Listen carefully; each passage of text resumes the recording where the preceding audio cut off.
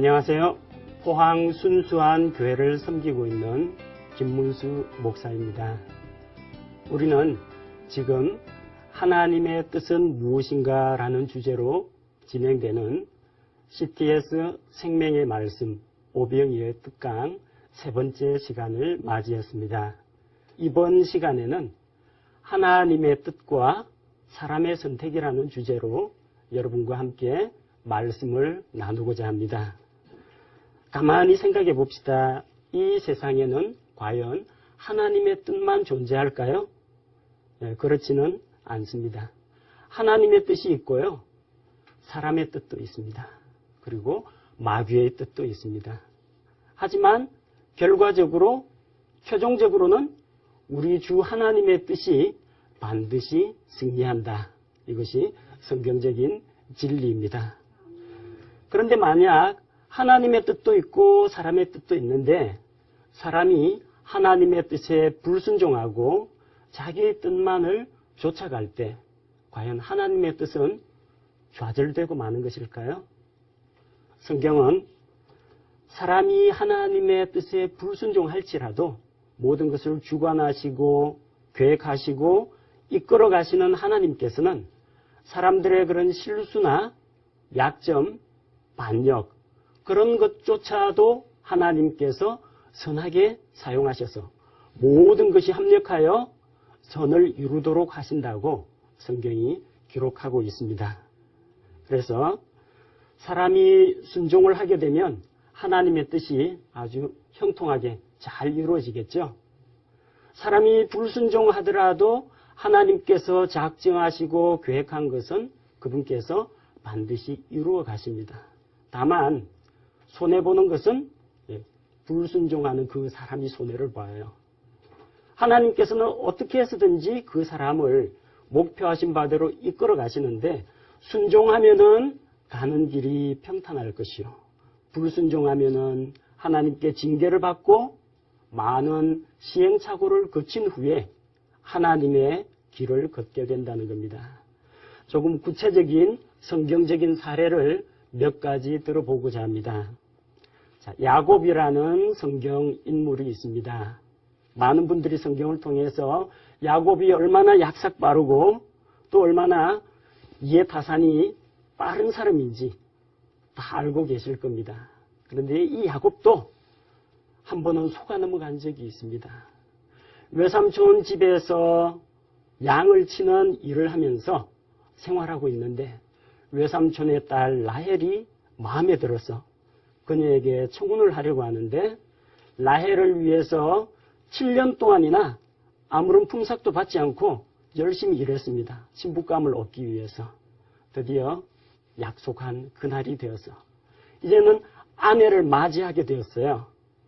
그런데 일이 자기 생각대로 형통하게 풀리지가 않았습니다. 아침에 자고 일어났더니 눈 떠보니까 라헬이 아니라 레아였어요. 자, 첫날 밤에 야곱은 결혼 사기를 당했습니다. 야곱이 레아와 먼저 맺어진 것이 누구 뜻일까요? 하나님의 뜻일까요? 하나님께서 야곱 너 한번 사기 좀 당해봐라 하고 하나님께서 그렇게 레아를 들여보냈을까요? 아니면 야곱의 뜻일까요? 그러진 않죠. 야곱이 사랑하는 사람은 라헬입니다. 야곱이 원했던 결혼이 아니에요. 그럼 이게 누구 뜻입니까? 외삼촌 라반의 뜻입니다. 하나님의 뜻이 이루어진 게 아니고 야곱의 뜻이 이루어진 게 아니고 라반의 뜻이 이루어졌어요. 야곱을 7년간 더 부려먹기 위해서 라반이 간교한 술수를 써서 야곱을 함정에 빠뜨린 것입니다. 하나님께서 결코 야곱에게 레아를 강제로 맺어주려고 하지 않았습니다. 야곱의 결혼 생활이 형통하지 못하도록 결혼 생활에 파탄을 가져오도록 하나님께서 일부러 그렇게 계획하고 작정하신 게 아니라는 겁니다. 자, 이것은 라반의 머리에서 나온 계획이고 그리고 야곱이 거기에 속아 넘어갔고 그럼에도 불구하고 하나님께서는 이 만남, 이 결혼을 통해서 자신의 뜻을 이루어 가고자 하셨던 것입니다. 하나님의 뜻이 무엇입니까? 야곱이 레아하고 결혼하는 것이 하나님의 뜻이에요?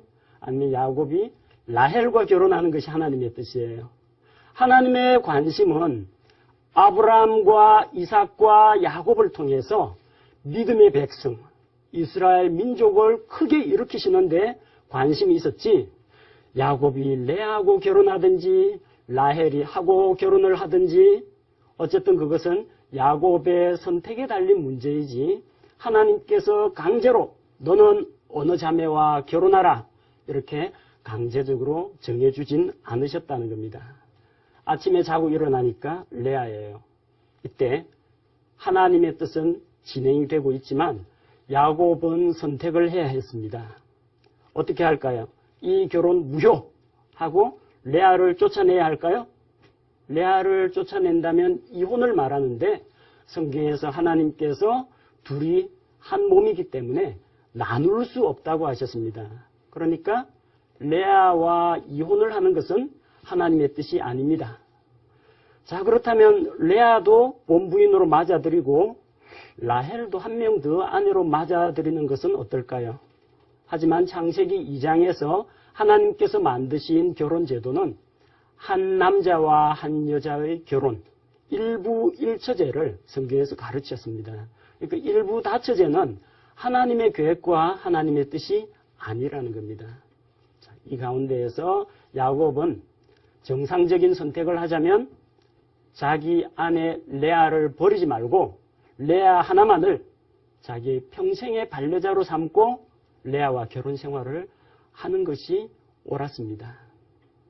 하지만 야곱은 라헬을 너무나 연모한 나머지 또다시 외삼촌에게 7년간의 노예 생활을 약정을 하고 라헬까지 아내로 얻었습니다.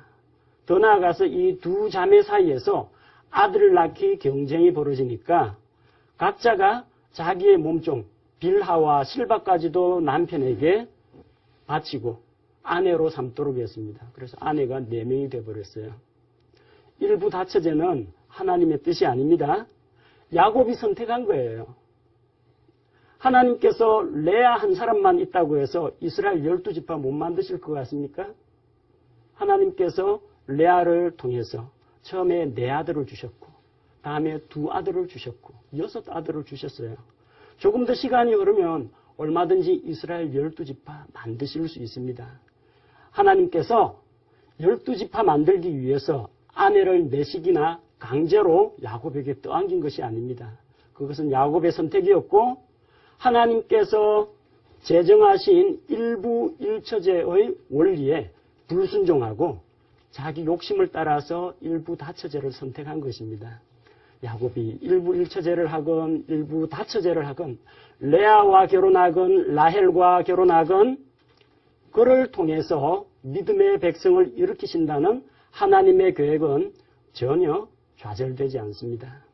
하나님께서는 야곱의 순종도 사용하시고 야곱의 불순종과 라반의 사기극까지도 사용하실 수 있는 분입니다. 하지만 하나님의 뜻에 불순종한 야곱은 그 대가를 치르게 되죠. 2 아내의 질투, 자식들 사이의 분쟁, 심지어는 자기 동생을 팔아버리고 아버지에게 거짓말을 하기도 합니다. 자, 이런 가정 문제가 빚어집니다. 순종했더라면 좀 더 평탄하고 형통한 길을 갔을 텐데 하나님의 뜻에 불순종하고 야곱이 자기가 생각한 자기의 뜻과 고집과 욕심을 내세우는 바람에 하나님의 뜻은 이루어지되 그 뜻을 이루어가는 과정에서 야곱은 수많은 어려움을 겪었다는 것입니다. 요셉의 생애를 한번 생각해 보시기 바랍니다. 요셉은 야곱으로부터 총애를 받는 아들이었어요. 특별히 야곱이 사랑하는 라헬이 낳은 아들이기 때문에 더욱더 그랬습니다. 하지만 이 요셉은 형들로부터는 미움을 받았습니다. 왜 미움받았어요? 꿈 이야기를 통해서 자기가 높아질 것이라고 자랑을 했어요? 아니면 형들이 잘못하고 있는 것을 그 잘못과 약점들을 아버지에게 일일이 고해 바쳤어요? 성경은 한 가지 원인을 제시합니다. 아버지 야곱이 그를 사랑하여 채색 옷을 지어 입혔는데 그것을 보고 아버지가 아들 요셉을 사랑하는 것을 알고 형들이 시기 질투했다고 합니다. 그를 미워했다고 합니다. 채색 옷을 입는다는 것은 상속자가 된다는 의미입니다. 아버지의 사랑과 총애가 채색 옷을 통해서 나타났어요. 형들이 두고 보자. 꿈꾸는 자가 잘 되는지 한번 두고 보자. 벼르고 있다가 마침내 자기 동생 야곱을 이집트에 팔아 넘겼습니다. 요셉이 형들에게 팔려서 이집트로 가게 된 것이, 이집트에서 노예가 된 것이 하나님의 뜻일까요? 이집트에서 억울하게 누명을 쓰고 감옥에 갇힌 것이 하나님의 뜻일까요? 이 과정에서는 형들의 시기 질투와 요셉에 대한 증오심, 이런 것들이 요셉을 팔아 넘긴 것이지, 형들이 장차 크게 이 땅에 흉년이 들 테니 우리 요셉을 먼저 이집트로 보내서 나중에 우리를 구원하도록 하자, 이런 계획을 가지고 형들이 요셉을 판 것이 아닙니다. 그들은 동생에 대한 미움과 재물에 대한 탐욕 때문에 동생을 노예 상인에게 팔아 넘겼던 것입니다. 형들은 요셉이 잘 되나 두고 보자, 그 꿈이 어떻게 되나 보자 하고 요셉을 팔아 넘겼어요. 요셉이 팔려가거나 팔려가지 않거나 요셉에게 주신 하나님의 비전과 꿈은 실현이 됩니다. 그런데 거기 누가 개입했어요? 하나님의 뜻에 반역하고 불순종하는 형들이 개입했어요. 신명기 24장 7절에 보면은 사람을 잡아다가 노예로 팔아넘기는 인신매매는 범죄다라고 하나님께서 기록하셨습니다. 형들은 하나님의 뜻을 수행하기 위해서 요셉을 팔아넘긴 게 아니라는 거예요. 하나님의 뜻을 거역하고 그를 팔았습니다. 요셉을 통해서 많은 사람들을 구원하고자 하는 하나님의 계획은 그래도 이루어집니다. 여기서 한번 생각해 봅시다. 형들이 요셉을 팔았기 때문에 전 인류를 구원하고자 하는, 이 팔레스틴 지방에 있는 많은 사람들을 구원하고자 하는 하나님의 계획이 형들이 팔았기 때문에 이루어졌을까요? 아니면 형들이 요셉을 팔았음에도 불구하고 하나님의 뜻이 이루어졌을까요? 어느 쪽입니까? 네. 그럼에도 불구하고 하나님의 뜻은 이루어진다는 겁니다. 요셉이 감옥에 가거나 노예가 되거나 아예 팔리지 않을지라도 하나님께서는 얼마든지 요셉을 사용하실 수 있는 분이라는 겁니다. 형들은 그 범죄로 인해서 양심의 가책을 받았고요. 나중에 자기들의 동생 시므온이 인질로 잡히고 베냐민이 요셉의 은잔을 훔친 죄로 붙들려가는 이런 위기 상황을 맞이했습니다. 형들은 하나님의 말씀에 불순종했던 것입니다. 창세기 50장 20절에서 성경은 이렇게 말합니다. 오직 당신들로 말하건대 당신들은 내게 악을 행하려고 생각하였으나 오히려 하나님은 그 일을 선이 되도록 계획하시고 이루셔서 이날과 같이 많은 사람을 살려두게 하셨나니. 형들은 하나님의 뜻을 이루기 위해서가 아니고 악을 행하려고 하였으나 하나님께서 그 악조차도 선으로 바꾸어 주셨다는 겁니다. 그래서 하나님의 뜻은 이루어집니다. 요셉을 해치려고 하는 형들이 있을지라도 하나님의 뜻은 이루어집니다. 다만 그 과정에서 요셉이 시련과 연단을 받았고 형들이 그 과정에서 그런 범죄를 통해서, 그런 실수를 통해서 결국은 자기들 역시 하나님의 징계를 받았습니다.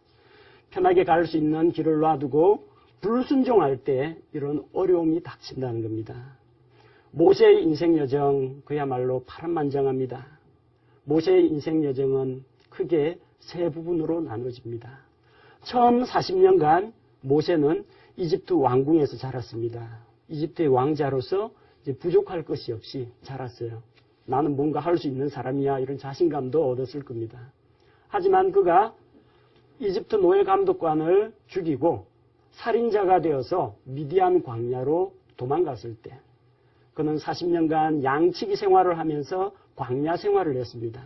그러면서 낮아질 대로 낮아져서 나는 아무것도 아닌 사람이구나 하는 것을 깨달았습니다. 하나님께서 그를 부르셨을 때 제가 누구간데 파라오 앞에 서겠습니까? 제가 누구길래 이스라엘 백성을 인도해 내겠습니까? 낮아질 대로 낮아졌습니다. 80세에 그는 부르심을 받았습니다. 하지만 80세에 부르심을 받은 그가 마지막 120세가 될 때까지 하나님과 동행할 때 나는 아무것도 아니고 부족하지만 하나님께서 나와 함께 하실 때 정말 크고 놀라운 일을 이루실 수 있구나, 이런 것을 경험한 사람입니다. 자, 모세가 이집트 왕자로서 이스라엘 백성을 구출할 방법이 얼마든지 있습니다. 자기가 나중에 이집트 왕궁에서 권력을 잡아서 이스라엘 민족을 해방시킬 수도 있고요. 이스라엘 백성들을 많이 모으고 강성하게 만들어서 독립운동을 할 수도 있을 겁니다. 혹은 하나님께서는 어떻게 이 일을 이끌어 가실까 생각하고 하나님께 묻고 잠잠히 때를 기다리는 방법도 있을 수가 있어요. 우리가 생각하기에 하나님의 때를 기다리는 것이 아마 가장 좋은 해결책이 아니었나 생각합니다. 하지만 그는 내맡고 있는 동족을 구하기 위해서 이집트 노예 감독관을 죽이고 미디안 광야로 도망을 쳤습니다. 모세의 선택은 하나님의 때를 기다리지 않고 자기의 혈기와 자기의 이 성질머리를 그대로 발휘해버렸어요. 자, 성경이 뭐라고 이야기합니까? 야고보서 1장 20절. 사람의 진노가 하나님의 의를 이루지 못하느니라. 모세의 혈기가 이스라엘을 구원할 수 없어요. 하나님께서는 넌 아직 멀었다. 40년간 미디안 광야에서 겸손과 복종과 하나님의 때를 기다리는 그런 훈련을 받게 하셨습니다. 모세가 사람을 죽였기 때문에 모세가 사람 죽이는 게 하나님의 계획 가운데 들어있던 일이 아닙니다. 하나님이 너 저 노예 감독관을 죽여라. 그래야만 너가 40년간 훈련받는 그 기간이 열릴 것이다. 그렇게 말씀하지 않았습니다. 모세는 하나님의 뜻을 앞질러서 행하려고 잠잠히 있지 못하고 혈기를 부렸습니다.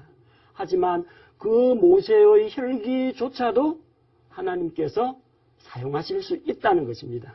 모세가 사람을 죽이거나 사람을 죽이지 않거나 미디안 광야로 도망을 가거나 말거나 하나님의 뜻은 이루어집니다. 그런데 모세가 하나님의 뜻을 앞질러 행하려고 하다가 결국은 모세는 더욱더 많은 고생과 연단의 기간을 갖게 되었다는 겁니다. 사도 바울의 경우도 한번 생각해 봅시다. 사도 바울은 이방인의 사도로 부르심을 받았습니다. 그래서 이제 선교의 방향을 두고 고민할 시점이 되었어요. 자기는 예루살렘에 올라가서 이 동족들도 만나보고 비록 이방인의 사도지만 예루살렘을 방문하고자 하는 그런 계획을 갖고 있었습니다.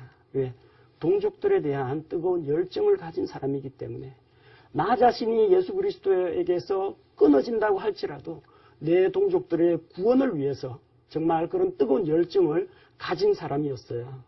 그런데 반대하는 사람들이 있었습니다. 사도행전 21장 4절에 보니까 여러 제자들이 성령님을 통해서 바울에게 권면을 합니다. 예루살렘에 올라가지 마십시오. 권면을 합니다. 그 가운데 대언자 아가보라는 사람이 있었어요.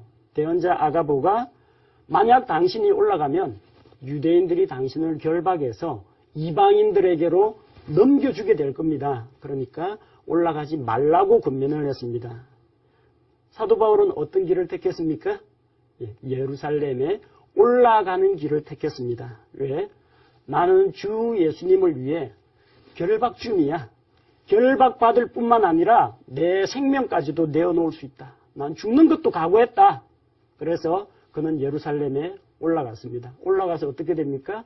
역시 이방인들의 손에 넘겨졌습니다. 이방인들의 손에 넘겨져서 내가 가이사 황제에게 호소한다라고 로마 시민권의 특권을 내세웠어요.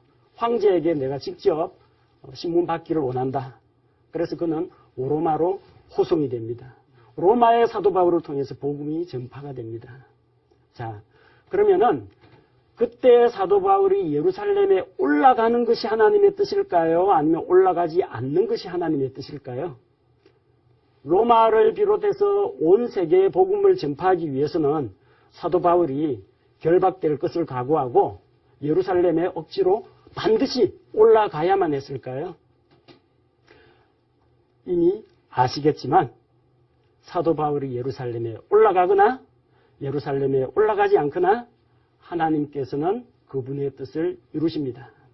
사도 바울이 하나님의 말씀에 순종하는 한 예루살렘에 있든지 로마에 있든지 회당에 있든지 감옥에 있든지 하나님께서 그 순종하고 있는 사람들을 사용하실 수가 있다는 겁니다.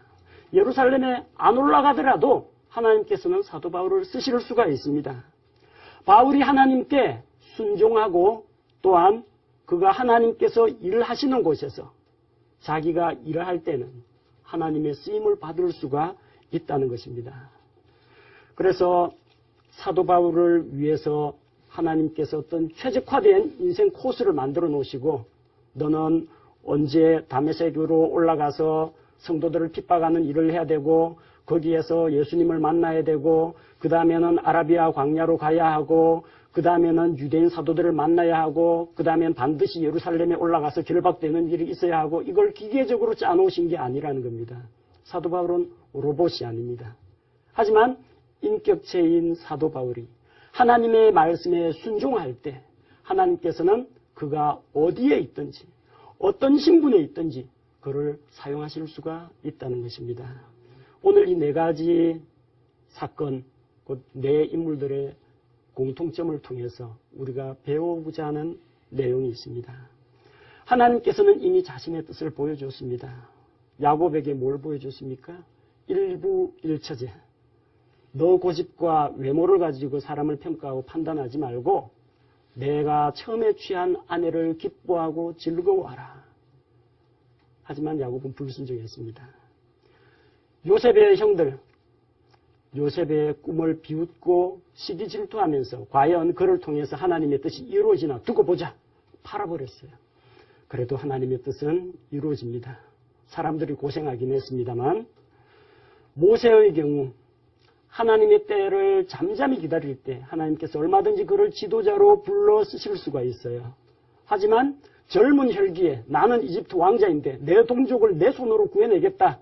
그렇게 뛰어들었을 때 하나님의 뜻은 시간이 좀 걸렸지만 이루어졌습니다. 대신 40년 동안 미디안 광야에서 고생을 하면서 연단을 받아야만 했습니다. 사도 바울의 경우를 보십시오. 하나님의 말씀에 순종하고 있으니까 어디로 가든지 자기 목숨을 아끼지 않고 복음을 전하는 이 사역을 감당하고 있으니까 그가 어디에 있든지 어떤 신분에 있든지 하나님께서 쓰실 수가 있다는 겁니다. 하나님께서는 사람의 순종도 사용하시고 사람의 불순종과 반역과 범죄까지도 선으로 바꾸어서 사용하실 수가 있습니다. 그래서 우리가 잘 아는 로마서 8장 28절 말씀에서 다음과 같이 이야기합니다. 우리가 알거니와 하나님을 사랑하는 자들 곧 그분의 목적에 따라 부르심을 받은 자들에게는 모든 것이 합력하여 모든 것이 좋은 거, 나쁜 거, 순종, 불순종, 반역, 범죄 모든 것이 합력하여 선을 이루느니라. 이게 합력해서 선을 이루도록 하시는 것이 우리 주 하나님이시라는 겁니다. 그래서 사람의 죄와 불순종도 쓰시는 하나님. 그 하나님께서 순종하는 믿음의 성도들을 어찌 쓰지 못하시겠습니까? 크고 귀하게 쓰실 것입니다. 그리고 고생하고 징계받고 연단받는 것이 아니라 축복과 형통함이 뒤따르는 그런 길을 통해서 하나님의 뜻을 행하게 만들어 주실 것입니다. 우리 오늘 말씀의 결론을 정리하겠습니다. 많은 사람들이 하나님의 뜻은 무엇일까? 이것일까? 저것일까? 이것을 많이 생각합니다. 그러나 중요한 것은 하나님의 뜻이 이것이냐 저것이냐 알아보는 것보다 더 중요한 것은 내가 이미 알고 있는, 현재 알고 있는 하나님의 뜻에 순종하는 것이 훨씬 더 중요한 것이라는 겁니다. 그래서 우리 모두 하나님의 말씀에 순종하는 신실한 믿음의 성도들이 되었으면 좋겠습니다. 하나님의 뜻을 알려고 하기보다는 하나님의 뜻을 행하려고 하는 그런 순종하는 성도들이 되었으면 좋겠습니다. 오늘 세 번째 특강은 여기에서 마무리하겠습니다. 함께 해주셔서 정말 감사합니다.